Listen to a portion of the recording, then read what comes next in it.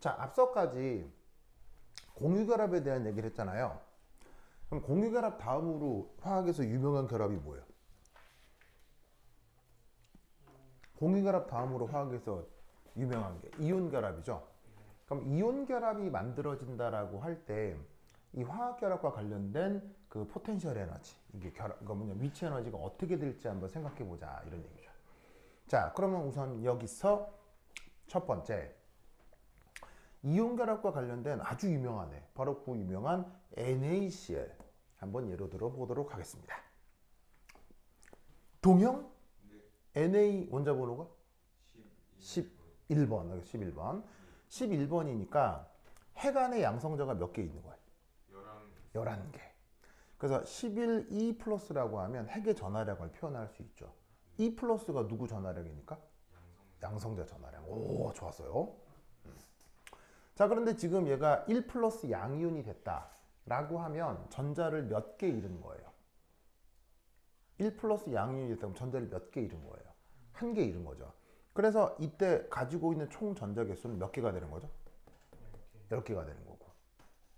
상호 알겠죠?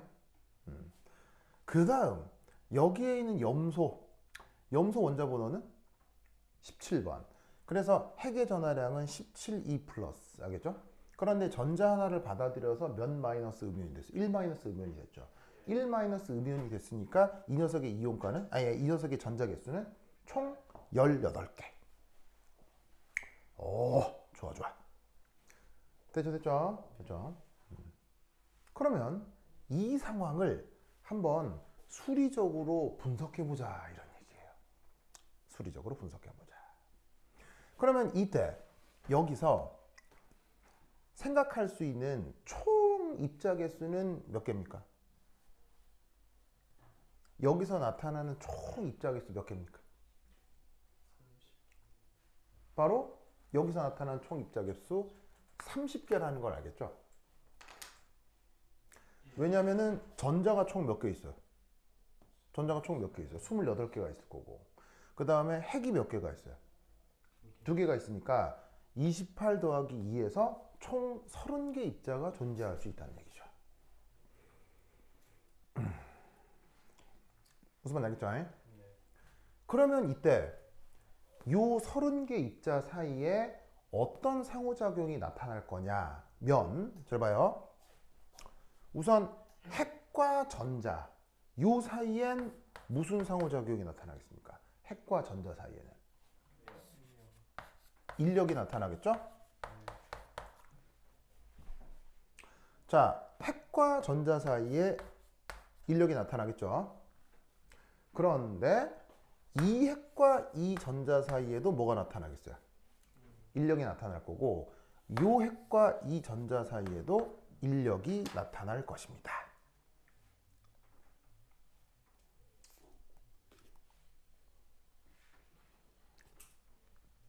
뭔 알겠죠? 그런데 이 시스템에서는 인력만 있나요? 아니겠죠. 바로 핵과 핵 사이, 그리고 전자와 전자 사이엔 뭐도 있겠습니까? 청력도 있겠죠.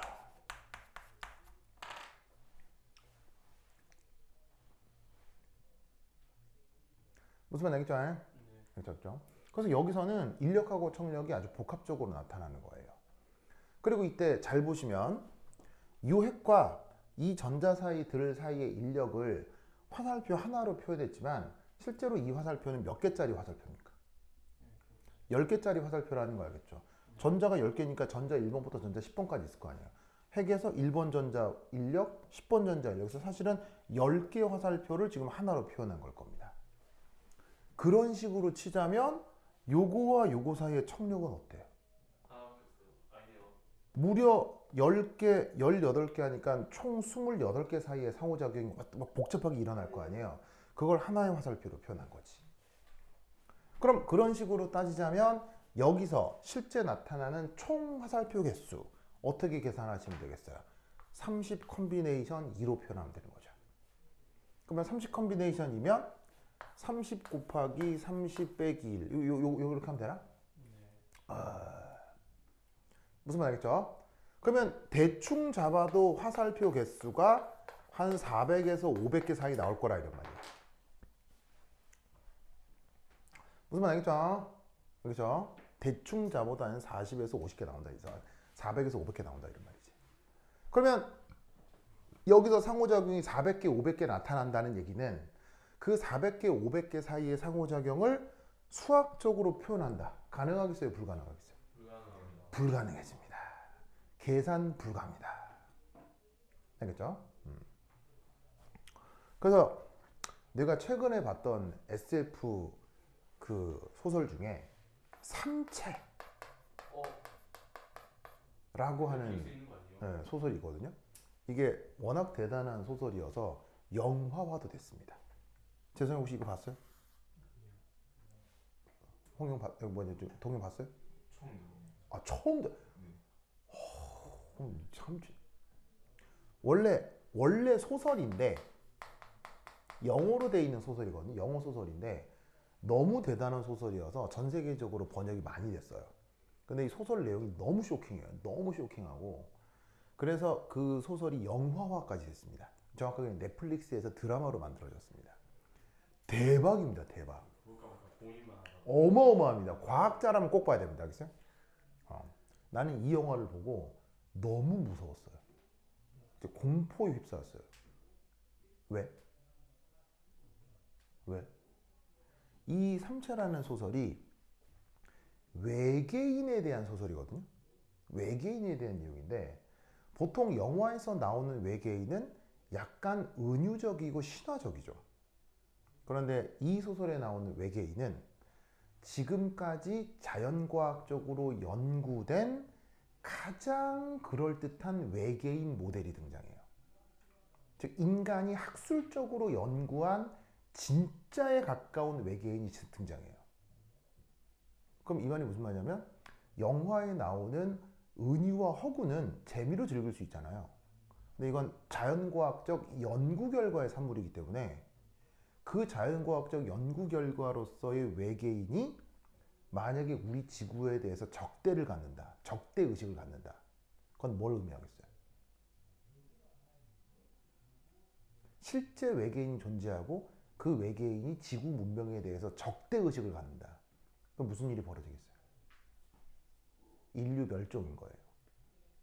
무슨 말 알겠어요? 그거에 대한 얘기입니다. 그래서 나는 자연과학자이기 때문에 여기에 나와 있는 가정이나 데이터들 무슨 말 알겠어요? 그거에 대해서 생각해보는 사람이잖아요. 그렇죠. 너무 무서운 거예요.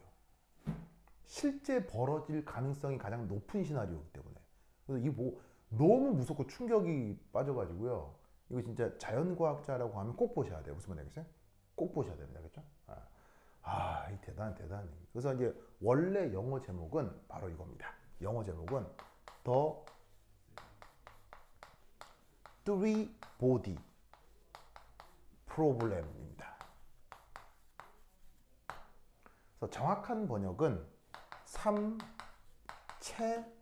문제. 이게 정확한 번역인데 번역할 때 이걸 빼버리고 그냥 번역할 때 삼체 이렇게 번역한 거예요. 왜냐하면 삼체 문제하면 조금 번역이 좀 그렇잖아요. 삼체에서 이렇게 이제 뭐냐면은 조금 임팩트를 준 거지. 이게 정말 진짜 재밌습니다. 다만 자연과학적 지식이 좀 있어야 재밌습니다. 그래서 나는 진짜 재밌게 봤거든요. 근데 이제 김선화하고 이제 정가은은 막 졸려가지고 아빠 저게 무슨 말이야 막 아무도 안 보더라고. 막 나만 미친 듯이 봤어요. 나만. 근데 여러분들은 자연과학을 이해하는 사람들이잖아요. 여러분들이 보면 진짜 재밌을 겁니다. 이때는 좀 대박입니다. 꼭 보세요. 이거 그렇죠. 헤어질 결심도 재밌죠. 강추. 이게 드라마라서 6부작 드라마라서 그래서 시즌 1이 끝났고 시즌 2 제작 확정. 지금 넷플릭스에서 엄청 밀고 있는 애입니다. 엄청난 제작비를 들여서 대박입니다. 이 삼체 문제 사실은 어디에 나오는 주제죠? 이 물리학에 나오는 주제죠. 삼체 문제가 뭐예요? 삼체 문제가 뭐 사실은 어디서도 나오냐면 예를 들면은 요런 단순 진자 있잖아요. 요런 단순 진자는 움직임 예측할 수 있어요, 불가능해요? 100% 예측할 수 있죠. 근데 물리학 문제 중에서 뭐가 있냐면 이렇게 이중 진자가 있어요. 이거 아시죠? 그래서 이 끝도 왔다 갔다 움직이는데 여기를 이렇게 관절을 설치해서 이 끝도 왔다 갔다 움직이게. 그럼 얘를 탁 진동을 시키면 얘 미래가 어떻게 될까요? Nobody knows. 아무도 모릅니다. 이 끝과 이 끝의 움직임을 예상할 수 있는 함수를 찾아낼 수가 없습니다. 얘가 움직이면서 얘도 복합적으로 움직이게 되면 이 녀석의 이 끝점의 움직임은 난리가 난다. 막 난리가 나요. 무슨 말인지 알겠어요? 그런 것처럼 입자가 적어도 몇 개? 3개. 그런데 이 3개 사이가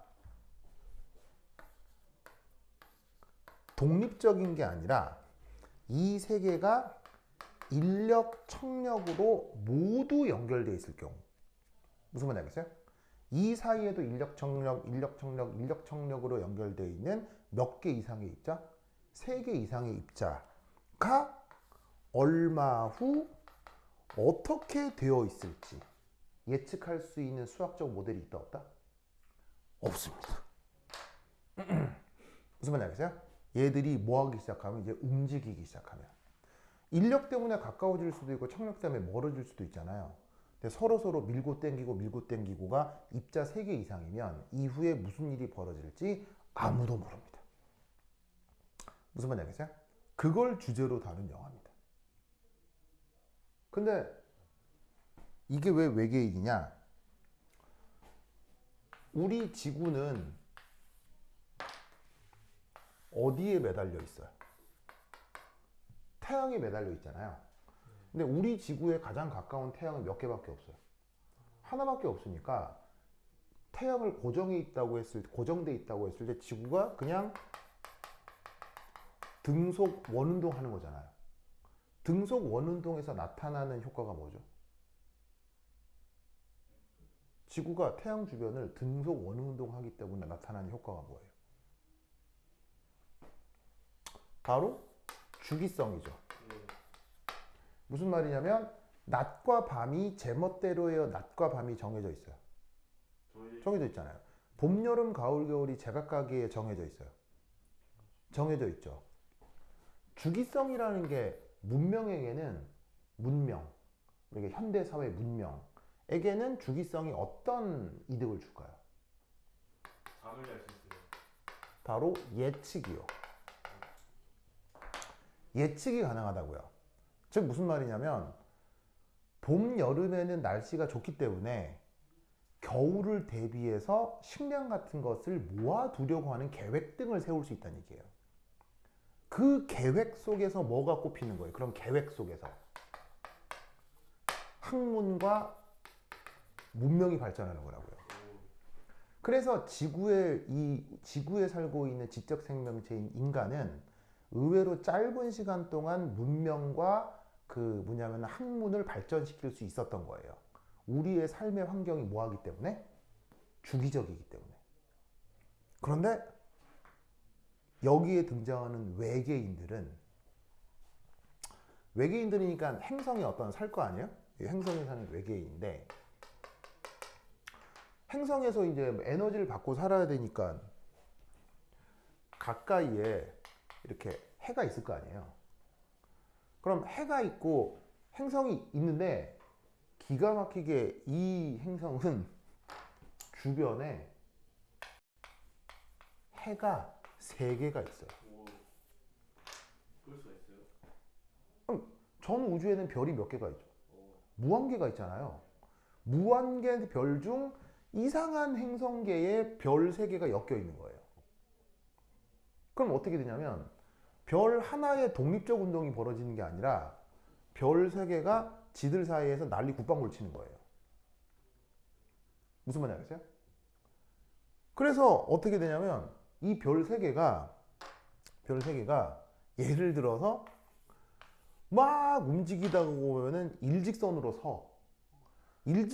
서 있는데 이 행성이 반대편으로 서 있어. 그럼 여기 서 있는 외계인은 빙하기가 오고 반대쪽은 불지옥이 되는 거야. 무슨 말인지 알겠어요? 예. 그러니까 어떻게 되냐면 행성이 이렇게 서 있게 되면 한쪽은 불지옥이고 한쪽은 빙하기니까 다 죽어버리겠지. 그리고 이렇게 서 버리면 이렇게 서 있을 때가 있고 행성 주변에 태양이 이렇게 서 있으면 여기서 만약에 나타나는 밀물, 썰물 같은 거나 아니면 여기서 나타나는 중력 이상 효과가 완전 달라지겠지. 이렇게 서 있을 때 이 사람들이 느끼는 중력, 이렇게 서 있을 때 느끼는 중력이 다 다를 거 아니야. 자, 지구에서 인간이 느끼는 중력은 시시각각 달라져. 항상 똑같아. 항상 똑같으니까 그거에 맞는 문명을 발전시킬 수가 있는데 이쪽은 미쳐버린 거예요. 그래서 어떻게 되냐면 뭐 건물이라도 겹치고 지어놓고 농사라고 지어놓으면 빙하기 되고 불지옥 돼서 다 없어지는 거야. 그런데 아까 뭐라고 그랬어? 이걸 예측할 수 있는 모델이 있다 그랬어? 없다 그랬어? 없다고 했지. 언제 불지옥이 올지, 언제 빙하기가 올지, 언제 중력 이상이 생길지 알 수 있다 없다? 미치는 거예요, 이 사람들. 무슨 말인지 알겠어요? 그러니까 얘들은 생존 자체가 너무 심각하겠지. 그래서 저 인류는 설정상 어떻게 되냐면 지구 인류보다 그 인류가 만들어졌던 시기보다 100만 년 더 앞선, 그러니까 몇 억 년 더 앞선 생명이에요. 근데 몇 억 년 앞섰어도 문명 발전이 느렸던 거지. 문명이 만들어지려고 하면 파괴되고 문명이 만들어지려고 하면 파괴되고. 그러니까 수억 년 동안, 그러니까 인류 문명 발전은 길게 잡아도 몇 년이에요? 인류 문명 발전은 20만 년이죠. 왜? 20만 년 전에 누가 만들어졌습니까? 호모사피엔스. 호모사피엔스가 맨 처음에 석기시부터 시작해가지고 지금에 도달할 때까지 20만 년이 걸린 거란 말이야. 근데 이 인류는 2억 년이 걸렸어. 2억 년 동안 만들다가 부서지고 해서 겨우 초문명을 만든 거예요. 그래서 저 문명에서 판단 내린 결과는 뭐? 도저히 못 살겠다. 그럼 어떻게 해야 되겠어요? 도저히 못 살겠다. 그럼 어떻게 해야 돼요? 딴 데로 가요. 그렇지. 그걸 어디로? 무슨 말 되겠어요? 그러면 이 넓은 우주의 바다에서 저 외계인들은 어떻게 지구를 찾았느냐? 뭔가 있겠죠. 거기에 또 엄청난 얘기가 숨어 있어요. 어떻게 지구를 찾았느냐? 그래서 그 얘기와 관련된 소설입니다. 그리고 이 지구로 오는 외계인 몇 년 걸리게요? 400년 걸립니다. 400년. 그럼 400년 후에 이 외계인이 지구에 도달하면 지구 문명은 절단입니다. 끝장납니다. 근데 인류에게 400년이라는 시간은 어떤 시간이죠? 그거를 막을 수 있는 기술을 발전할 수 있는 시간이죠. 무슨 말인지 알겠어요? 그러면 400년 동안 그 외계인이 죽어라 달려요. 왜냐면 우주는 너무 넓으니까 광속에 가깝게 달려와도 400년이 걸리는 거예요. 그런데 그 400년 동안 인류는 넉넉히 있을 것이냐라는 거죠. 무슨 말인지 알겠어요? 그럼 인류는 400년 동안 기술을 발전시키려고 하겠죠. 근데 걔가 뛰어오는 거 어떻게 알아요? 서로 알게 된 거예요. 어떻게 서로 알게 된 거예요. 설정상 그게 나와요. 왜 서로 알게 됐느냐가 나와요. 그게 굉장히 재밌어요. 어떻게 서로를 인식하게 돼? 그 멀리 떨어져 있는데. 그리고 그 인식이 되는 순간 지옥이 벌어진다라는 걸 알게 되는 거예요. 그래서 외계 문명 사이가 서로 인식을 하는 순간 둘 중 하나가 절단나는 전쟁이 벌어지는 거예요. 그걸 보여주는 SF 소설이에요. 그래서 외계인이 400년 동안 지구로 다가오고 400년 동안 인류는 그걸 막기 위한 그 대비를 하는 거예요. 그런데 인류가 대비한다라는 걸 이 외계인들도 알아 몰라? 알아요. 그래서 외계인들이 그 400년 동안 인류가 문명을 발전시키지 못하도록 왜곡시켜요. 물리 현상을. 그 정도 할 수 있는 거? 그 정도로 발전한 문명이에요. 그럼 이 외계인들의 왜곡을 피해서 또 인류는 기술을 발전시켜야 되겠죠. 그럼 인류는 이걸 어떻게 타개할 것이냐? 무슨 말인지 알겠어요? 진짜 재밌어요. 진짜 재밌어요. 근데 이게 자연과학에 문외한인 사람에게는 아무런 의미가 없는 얘기야. 자연과학에 문외한 사람에게는. 근데 이미 여러분들은 이런 얘기 들어본 적 있잖아요. 그러니까 여러분들이 보면 정말 재밌을 거예요. 진짜 재밌어요. 그리고 영화의 표현 수위가 또 되게 높아요. 막 사지절단 내장파일 뭐 장난 아니에요, 그렇죠? 굉장히 좋아하시네요. 그럼요. 내가 또 좋아하는 사지절단 내장파예요. 그래. 무슨 말인지 알겠죠? 뭐야, 동영 그런 거 좋아해요? 사지절단 내장파요? 막 피갑칠 뭐 이런 거 좋아해요? 좋아하지는 않는데 즐기죠. 자, 알겠습니다. 제가 쓸 때 하여튼 그래. 그래서 3채만 하더라도 예상할 수 있는 모델이 있어 없어? 없거든요. 근데 이건 몇 채야?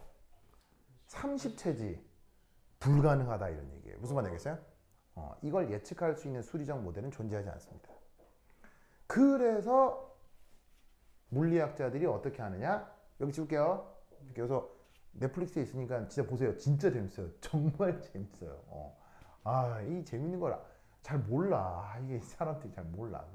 근데 여러분들은 나하고 공감할 것 같아서 추천. 자, 그 다음.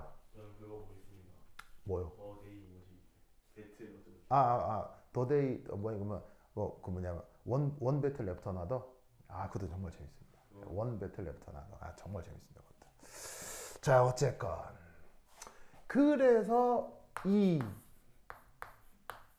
뉴 모델을 제시합니다. 무엇에 대해서?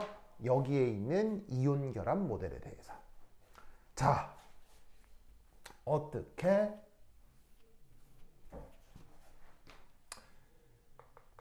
이렇게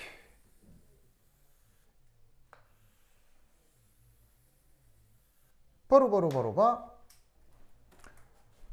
이 녀석이 만약에 Na 플러스 이온이고 요것이 Cl 마이너스 이온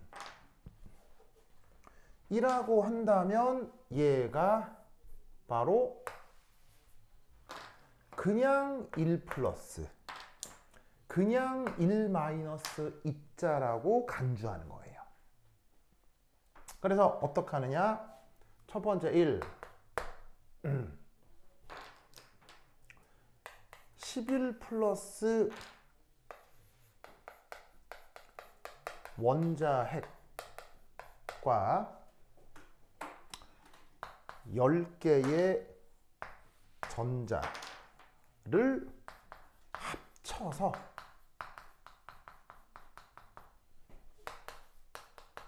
하나의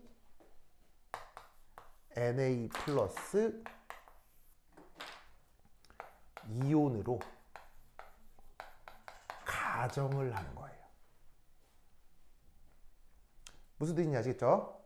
그러면 여기에 있는 Cl-도 마찬가지고요.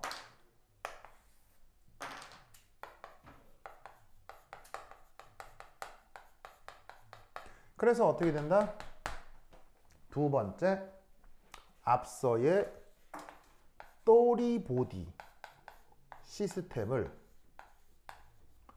투보디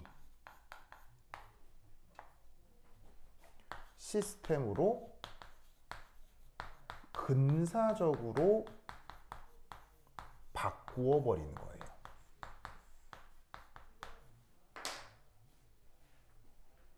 그래서 혹시 여러분 이런 말 들어본 적 있어요? 쾌도난마? 이런 말 처음 들어봐요? 사자성어인데 난자가 뭐야? 난자가 복잡한, 뭐 어지러운, 마가 싫다래. 실이 막 이렇게 무슨 말인지 알겠어요? 풀어야 돼. 미치지. 그럴 때 있잖아. 왜 쉽게 얘기하면 큐브 같은 건데 맞추질 수가 없는 거야. 무슨 말인지 알겠어요? 예. 큐브 맞추다가 어려울 때 어떻게 해? 던져요. 떼지. 떼서 이렇게 무슨 말인지 알겠어요? 그럼 실타래가 막 엉겨있는데 안 풀려. 어떻게 해? 에이 칼로 땡강. 무슨 말인지 알겠죠? 그게 쾌도. 쾌자가 냉큼, 도, 칼. 알겠어요? 복잡하게 얽힌 실타래를 칼로 냉큼 자르다. 이런 뜻이에요. 무슨 말인지 알겠죠? 그러면 이 말이 무슨 말이겠어요? 입자가 총 30개 입자인데 에이 모르겠고 너 그냥 하나 해. 너 그냥 하나 해. 무슨 말 알겠죠? 그렇게 만들어진 모델을 우리가 뭐라고 한다? 이온이라고 하는 거예요. 무슨 말 알겠어요? 예. 그래서 다시 한번 물어볼게요. 이온은 실존하는 물질입니까? 이온은 실존하는 물질이 아니라고요. 이온은 실존하는 물질에 대한 수리적 모델이에요. 무슨 말 알겠어요? 세상에 실존하는 건 그냥 원자핵이나 전자들 뿐일 거예요. 원자핵과 전자의 존재를 우리가 실제로 밝힌 거니까. 근데 걔들의 조합으로 나타나는 어떤 현상을 이온 결합이라고 어떤 현상이 있겠죠. 그 현상을 표현해야 되는데 표현할 방법이 없어서 근사적으로 제시하는 모델 중에 하나가 이온이라는 거예요. 무슨 뜻인지 아시겠습니까? 그래서 사실은 이온이란 말은 일상생활에서도 써요, 안 써요? 마구마구 쓰죠. 음이온 발생기 그래가지고 광고 문구에도 나오잖아요. 그러니까 우리가 일상생활에 이온이라는 말을 써서 화학에 관심 없는 사람도 이온이란 말을 알고 이온이란 말을 아니까 아, 이 세상에 존재하는 물질 체계 중에 이온이 있겠구나라고 다들 착각한다고. 근데 이온은 실제 존재하는 물질이 아니야. 무슨 말 알겠죠? 아니에요. 그래서 어떤 수리적 모델 중에 하나가 이온이야. 이런 얘기 처음 듣죠? 무슨 말 알겠죠? 여하튼 그렇다. 그리고 이때 3. 둘 사이에 인력과 청력이 공존한다 라고 가정을 해주는 겁니다.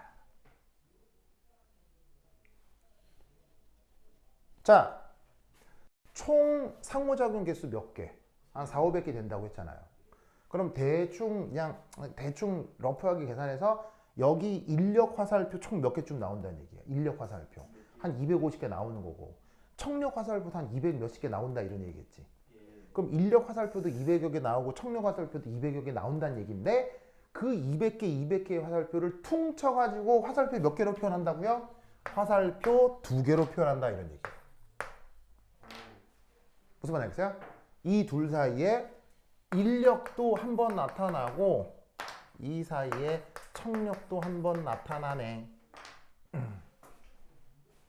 그래서 이온끼리는 청력 있어요 없어요? 나타나는 거예요. 인력이 나타나지만.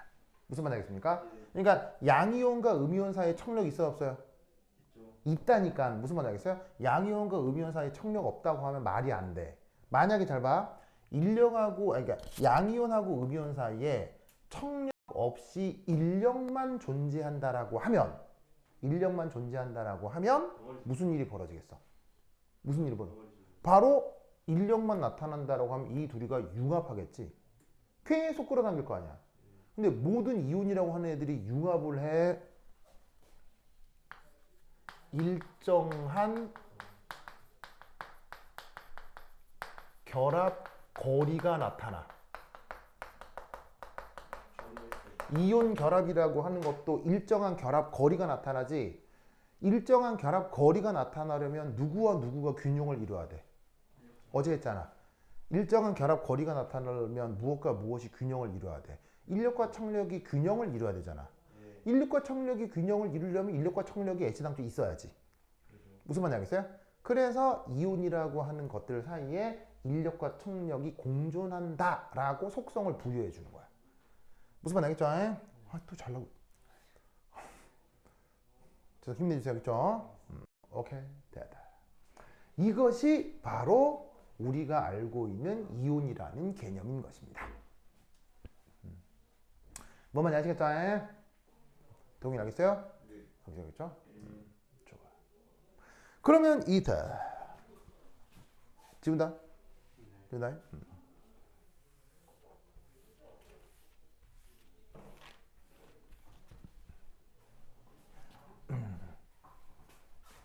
이 이온 간 상호작용에 의한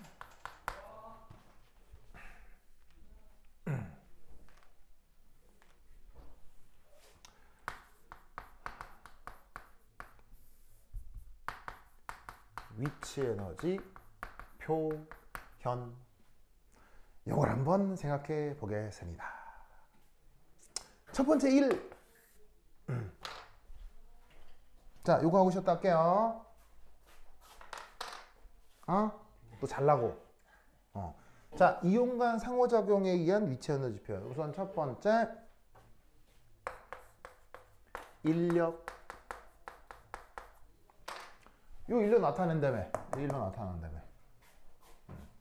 자, 그 인력 어떻게 표현할 것이냐? 바로 이렇게 표현하겠습니다.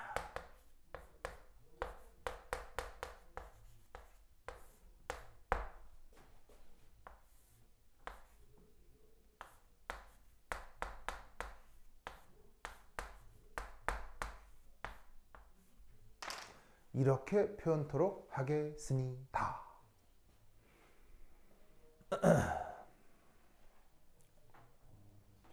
이 다음 뭐예요? Z 플러스 E, Z 마이너스 E. 저기 어디요? 는 앞에요. C. C예요. C. 아이고.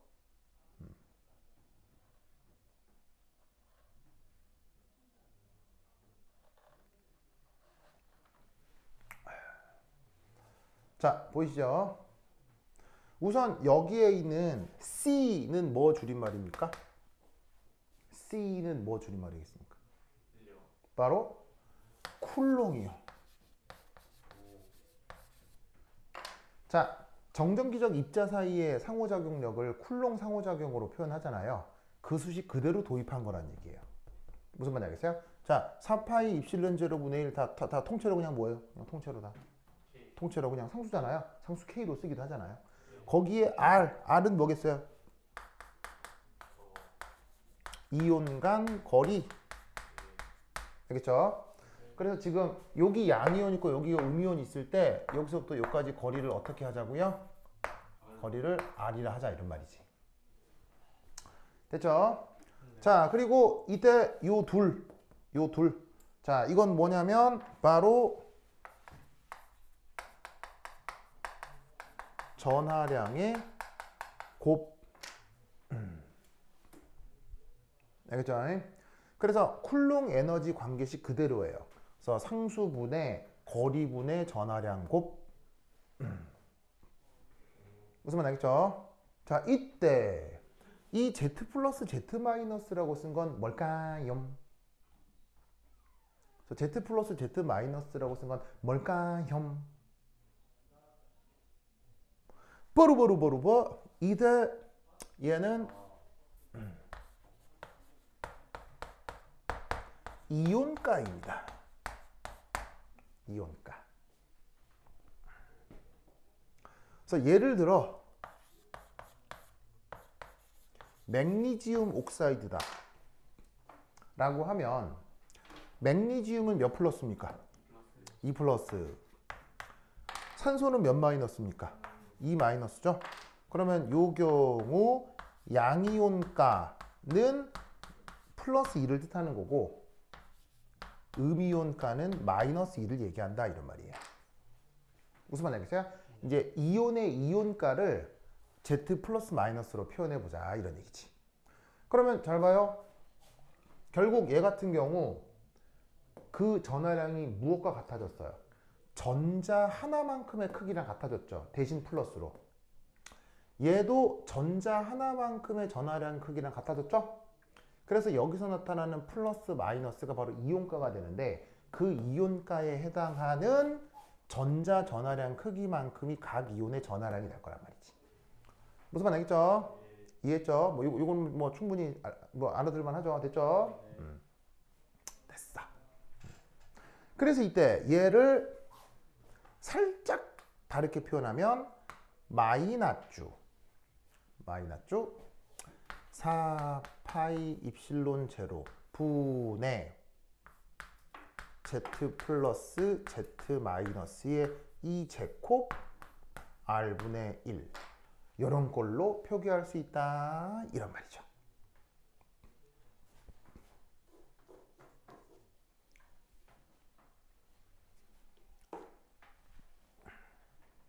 됐습니까? 자, 여기 절대값 씌운 거 아시겠어요? 왜냐면 음이온 이온가는 뭐일 수밖에 없으니까. 음이온 이온가는 이렇게 이제 마이너스일 수밖에 없으니까 절대값으로 묶어주면 이 전체 값이 항상 마이너스를 포함한 음수가 되겠구나. 무슨 말인지 알겠어요? 그거를 시각적으로 보여줄 수 있어서 이 이온가를 따로 묶어 이렇게 표기하기도 합니다.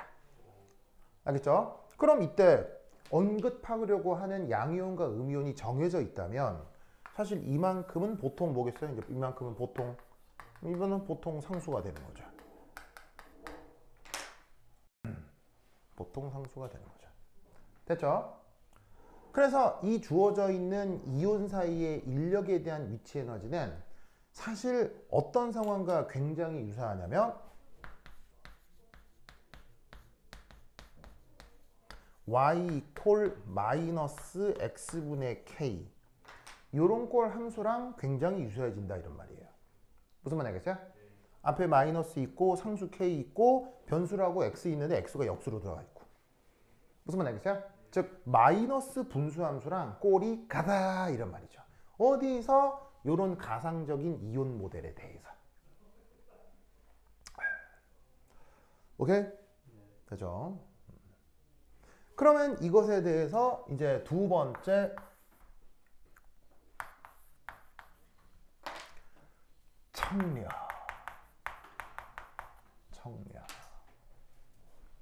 은 그 위치 에너지를 어떻게 표기하느냐? ER이라고 표현합니다. ER이라고 표현합니다. 자, R 여기서 R은 뭐 줄임말을 쓴 거냐면 repulsive를 줄여서 쓴 겁니다. 자, repulsive 우리말 뜻은 청력. 을 뜻하는 형용사가 repulsive입니다. 아시겠죠? 그거의 줄임말 저 R을 이니셜로 딴 겁니다. 얘는 어떻게 표현되느냐? 바로 짜잔 이렇게 표현됩니다. R의 n승.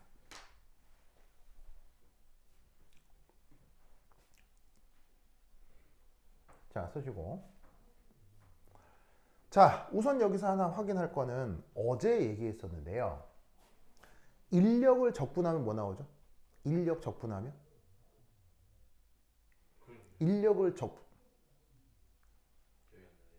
인력 적분하면 뭐 나오죠? 위치 에너지 나오잖아요. 청력 적분하면 뭐 나오죠?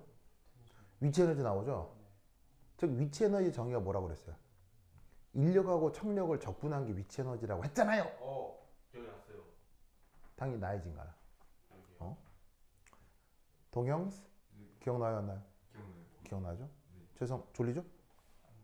괜찮아요? 그래. 그런데 상호작용을 적분한 게 위치 에너지라고 했는데 인력만 적분하면 위치 에너지가 뭐가 된다고 했어요? 인력만 적분하면 위치 에너지가 음수가 된다고 했죠? 음수가 된다고 했죠? 근데 청력만 적분하면 위치 에너지가 뭐가 된다고 했어요? 양수가 된다고 했죠? 이해했어요? 그래서 인력만의 위치 에너지 음수, 청력만의 위치 에너지 양수를 여기 요 새로운 이온이라고 하는 모델에 적용한다 이런 뜻입니다. 무슨 뜻인지 아시겠죠? 그렇죠?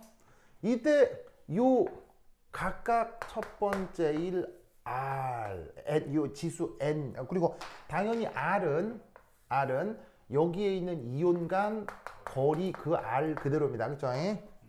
그럼 여기에 있는 요 N 이 녀석은 대강 어느 정도 값이냐? 6에서 12 사이의 값입니다. 그래서 얘는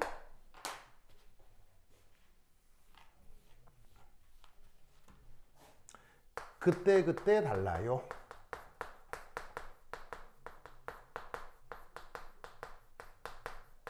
그래서 얘는 상황에 맞게 실험적으로 결정해 줍니다.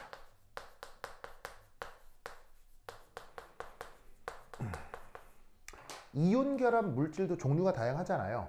그래서 이온마다 성격에 따라서 저 지수를 새로 정해줍니다. 보통 뭐로 결정되냐면 그 이온의 전자 밀도. 그래서 전자 밀도 혹은 전자 총량 아니면 뭐 그 원자가 속해 있는 주기율표상의 주기 이런 것들로 막 정해져요. 그래서 이제 보통 6에서 12 사이 값이 있는데 필요하면 뭐 저기서 찾아서 쓰시면 돼요. 알겠죠? 하지만 n이 뭐가 됐건 언제란 거죠? 양수. 왜? 무엇에 의한 에너지니까? 청력에 의한 에너지니까. 알겠죠? 그래서 다시 한번 얘기하면 얘는 always 인력에 의한 건 음수, 청력에 의한 건 always 양수. 그 다음 두 번째 이 저기에 있는 B 얘는 보온상수라고 얘기해 줍니다. 자, 보온 물리학자인데 저수식과 관련된 제안을 한 사람이어서 그 사람 이름을 따서 보온상수다 이렇게 얘기를 해줍니다. 그래서 어떤 상수인데 그냥 뭐 어떤 상수 이렇게만 기억하시면 됩니다. 됐죠? 됐죠? 그러면 이때 지울게요. A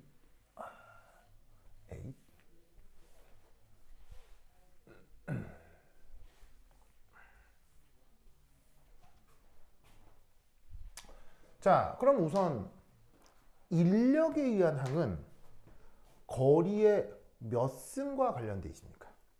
1승과 관련돼 있죠. 예. 그 다음 청력에 의한 항은 거리의 몇 승과 관련돼 있습니까? 6승이나 12승에 관련돼 있죠. 그럼 사실 거리에 훨씬 민감한 건 누구란 얘기입니까? 거리에 훨씬 민감한 건 1승과 6승 중 6승으로만 잡아도 거리에 훨씬 민감한 건 이쪽이라는 얘기인 겁니다. 무슨 말인지 알겠어요? 그래서 얘는 상대적으로 이 청력에 의한 위치 에너지는 거리에 매우 민감합니다. 거리에 매우 민감합니다. 그래서 어떻게 되냐면 가까워질수록 그러니까 쉽게 얘기하면 압축될수록이에요. 자, 압축이라는 말은 가까워졌다는 얘기예요? 멀어졌다는 얘기예요? 압축은 또 잘리고 또 잘리고 있죠 지금. 눈 지금 해롱해롱한데. 자, 거의 다 했어요. 그래서 자, 압축된다는 얘기는 멀어진다는 얘기입니까? 가까워진다는 얘기입니까? 가까워지는데 가까워지는 것도 조금 가까워질 때 압축됐다고 합니까? 심하게 가까워졌을 때 압축이라고 합니까? 무슨 말인지 알겠죠? 심하게 가까워지면 어떻게 된다? ER은 매우 커집니다. 굉장히 커집니다. 그리고 어떻게 된다? 조금이라도 멀어지면 얘는 거의 0이 되어버립니다.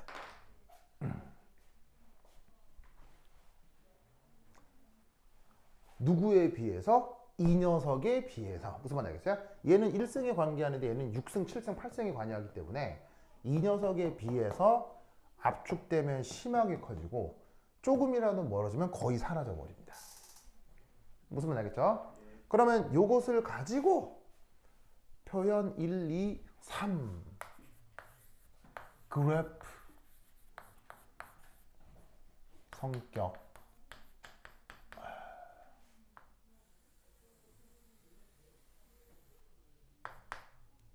Y축 위치 에너지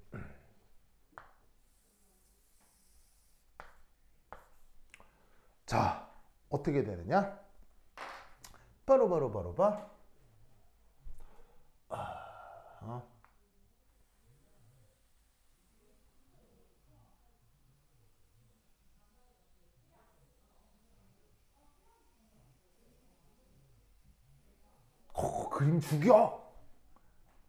그림 죽여. 동영 예쁘죠? 네. 그렇지. 장난 아니에요. 그렇죠. 그렇죠. 자, 그리고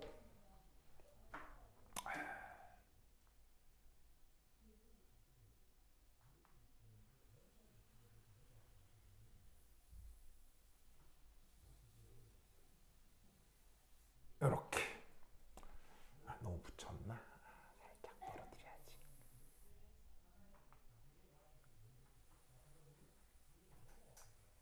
오케이. 예. 자, 뭘 그린 건지 알겠어요? 밑에 거 인력이요. 그렇지.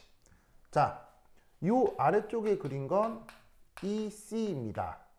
마이너스 4파이 입실론 제로분의 Z 플러스 Z 마이너스 2 제곱의 R분의 1.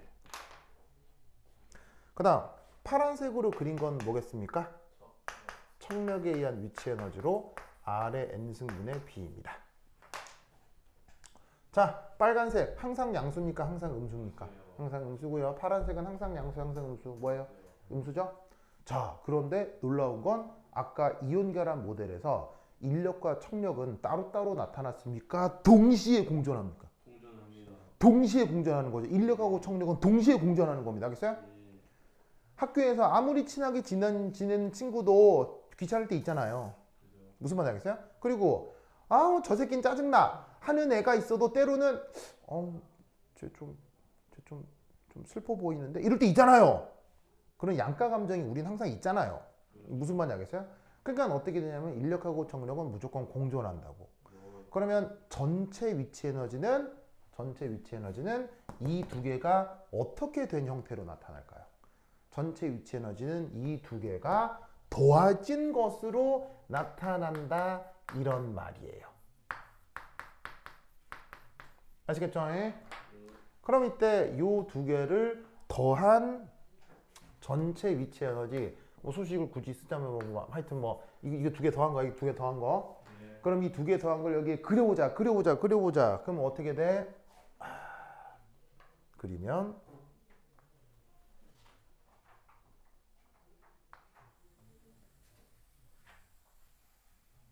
오.